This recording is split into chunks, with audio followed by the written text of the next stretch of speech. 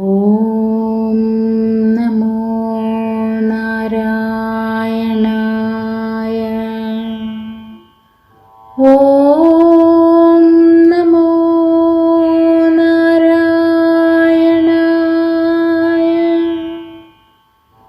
ഓം നമോ നാരായണായ.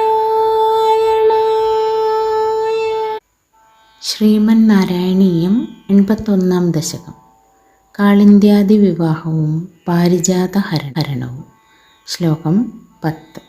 കൽപദ്രും സത്യഭാമാ ഭവനഭുവി സൃജൻ ദ്വേഷ്ടസാഹസ്രയോഷാഃ സ്വീകൃത്യ പ്രത്യഗാരം വിഹിതബഹുവപുർലാളയൻ കേളിഭേദൈഃ ആശ്ചര്യാന്നാരദാലോകിതവിവിധഗതിस्तत्र തത്രാപി ഗേഹേ ഭൂയഃ സർവാസു കുർവൻ ദശതനയാൻ പാഹി വാതാലയേശ.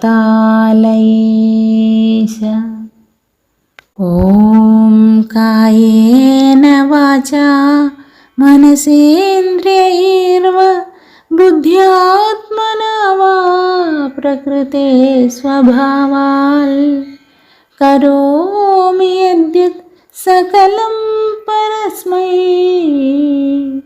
നാരായണായേതി സമർപ്പയാമി. ഓം നമോ നാരായണായ.